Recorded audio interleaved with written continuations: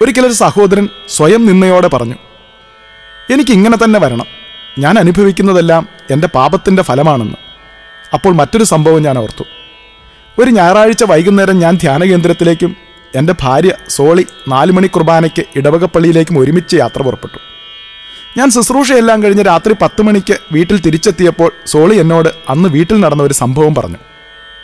4 മണി കുർബാന കഴിഞ്ഞ് അവൾ തിരിച്ചു വരുമ്പോൾ അന്ന് 9 വയസ്സുണ്ടായിരുന്ന മോൻ ഒരു വടിയുമായി വഴിയിൽ അമ്മയെ കാത്തു നിൽക്കുകയായിരുന്നു പോലും. അമ്മയെ ദൂരെ നിന്ന് കണ്ടപാടെ അവൻ ഓടിച്ചെന്ന് കയ്യിലിരുന്ന വടി അമ്മയുടെ നേരെ നീട്ടി പറഞ്ഞു, തല്ലിക്കോ അമ്മയെന്ന്. കാര്യമെന്തെന്ന് മനസ്സിലാകാതെ അവൾ ചോദിച്ചു, എന്തിനാ മോനെന്ന്. മറുപടി പറയാൻ കൂട്ടാക്കാതെ അവൻ വീണ്ടും പറഞ്ഞു, തല്ലിക്കോ അമ്മയെന്ന്. അമ്മ തല്ലിയിട്ട് കാര്യം പറയാം. വീണ്ടും അമ്മ പറഞ്ഞു, കാര്യം പറയാതെ ഞാൻ നിന്നെ തല്ലില്ല. നിർബന്ധപൂർവം കാര്യം തിരക്കിയപ്പോൾ അവൻ പറഞ്ഞു, ഷാരോണിന് സമ്മാനം കിട്ടിയ പൂവുള്ള ഗ്ലാസ് ഞാൻ പൊട്ടിച്ചു എന്ന്. ഷാരോൺ അവൻ്റെ കുഞ്ഞിപ്പെങ്ങളാണ്. ഇത്രയും കേട്ട ഞാൻ അവളോട് ചോദിച്ചു, എന്നിട്ട് നീ എന്തു ചെയ്തു? അവൾ പറഞ്ഞു, ഞാൻ ആ വടി വാങ്ങി ഒടിച്ചു നുറുക്കി ദൂരേക്കെറിഞ്ഞിട്ട് മോനെ എടുത്തുയർത്തി 2 കവിളിലും മാറി മാറി ഉമ്മ വെച്ചുവെന്ന്. തെറ്റ് ചെയ്തിട്ട് അത് ഏറ്റുപറഞ്ഞ് ശിക്ഷയേൽക്കാൻ മുന്നിൽ തയ്യാറായി നിൽക്കുന്ന മകന്റെ മുഖത്തു നോക്കുമ്പോൾ അമ്മ കാണുന്നത് മകൻ ചെയ്ത പ്രവൃത്തിയുടെ ഗൗരവമല്ല, നശിച്ചുപോയ മുതലിൻ്റെ നഷ്ടക്കണക്കുമല്ല, മറിച്ച് അവൻ എനിക്ക് തെറ്റുപറ്റിപ്പോയി, താൻ ശിക്ഷയേൽക്കാൻ തയ്യാറാണ് എന്ന് അനുതാപാർദ്രഹമായ അവൻ്റെ ഹൃദയമാണ്.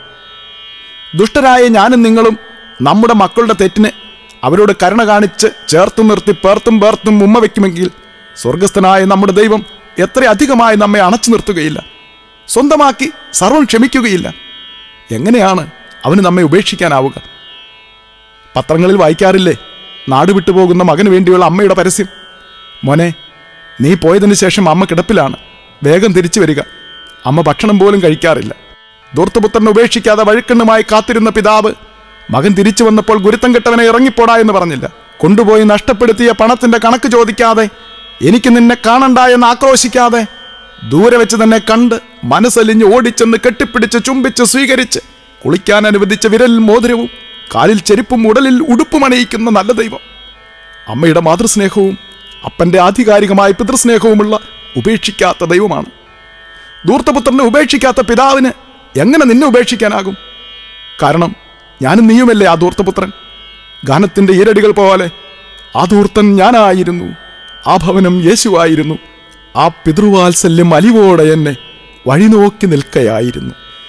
ജീവിതത്തിൻ്റെ വഴിത്താരയിൽ എറിഞ്ഞുടച്ച കൽപ്പലകകൾ മോശയെപ്പോലെ പെറുക്കിക്കൂട്ടി തിരിച്ചു ചെല്ലുമ്പോൾ പരിഭവമില്ലാതെ വീണ്ടും എഴുതി പുതുക്കിത്തരുന്ന ഒരു ദൈവമുണ്ട്. കുലടയെ പാപിനിയെന്ന് വിളിക്കാതെ, വീർപ്പുമുട്ടിച്ച് വിചാരണ ചെയ്യാതെ, ആദരവോടെ അമ്മയെപ്പോലെ സ്ത്രീയെ എന്ന് വിളിച്ച് ആദരിച്ച ഒരു ദൈവമുണ്ട്.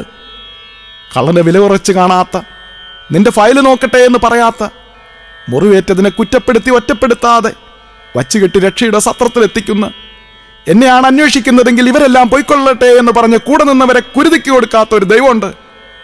കലായന് കല്യാണ വീട്ടിലേക്ക് വരിക. അവിടെ അവൻ പച്ചവെള്ളം വീഞ്ഞാക്കി. കല്യാണ വീട്ടിലെ കിണർ കല്യാണ ദിവസം തെളിഞ്ഞതാകാൻ വഴിയില്ല. തലേ ദിവസത്തെ ആവശ്യങ്ങൾക്ക് കോരിക്കോരി കലങ്ങിയതായിരിക്കണം ബാക്കി വന്ന കിണർ വെള്ളം. അതെ, നിന്റെ കലങ്ങിമറിഞ്ഞ ജീവിതത്തെ വീരമുള്ള പുതുവീഞ്ഞാക്കി മാറ്റുന്ന ഒരു ദൈവമുണ്ട്. അവൻ നിന്നെ ഉപേക്ഷിക്കില്ല കുഞ്ഞെ, അവന് നിന്നെ ഉപേക്ഷിക്കാനാവില്ല. കാരണം യെശയ്യാ 43:2, നീ എൻ്റേതാണ്, നിന്നെ ഞാൻ പേര് ചൊല്ലി വിളിച്ചിരിക്കുന്നു, ഭയപ്പെടേണ്ട, ഞാൻ നിന്നെ രക്ഷിച്ചിരിക്കുന്നു. നീ എനിക്ക് വിലപ്പെട്ടവനും പ്രിയങ്കരനും ബഹുമാന്യനും അമൂല്യനുമാണ്. എനിക്ക് വേണം നിന്നെ, നീ രോഗിയാണെന്നാലും, എനിക്ക് വേണം നിന്നെ, നീ പാപിയാണെന്നാലും. പ്രിയപ്പെട്ടവരെ, നമ്മുടെ ഏത് നികൃഷ്ടാവസ്ഥയിലും നമ്മെ തള്ളിക്കളയാത്ത, ഉപേക്ഷിക്കാത്ത സ്നേഹനിധിയായ ദൈവം നമ്മുടെ കൂടെയുണ്ട്. ആ നല്ല ദൈവത്തിൻ്റെ ചിത്രം ഹൃദയത്തിൽ ആഴത്തിൽ പതിപ്പിച്ചു തരണമേ എന്ന് പ്രാർത്ഥിച്ചുകൊണ്ട് ഇപ്പോൾ തൻ്റെ പരിശുദ്ധാത്മാവിലൂടെ നമ്മിലേക്ക് ചൊരിയപ്പെട്ടുകൊണ്ടിരിക്കുന്ന ദിവ്യസ്നേഹത്തിന് നന്ദി പറഞ്ഞുകൊണ്ട് നമുക്ക് മുന്നോട്ട് നീങ്ങാം. പരിശുദ്ധ പരമ ദിവ്യകാരുണ്യത്തിന് എന്നേരവും ആരാധനയും സ്തുതിയും പുകഴ്ചയും ഉണ്ടായിരിക്കട്ടെ. ആമേൻ.